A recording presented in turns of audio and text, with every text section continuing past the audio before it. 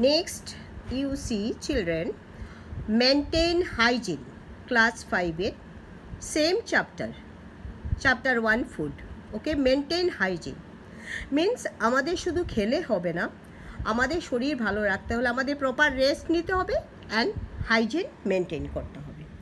Okay, hygiene may be defined as good habits that ensure cleanliness and good health. Proper hygiene helps us in preventing diseases.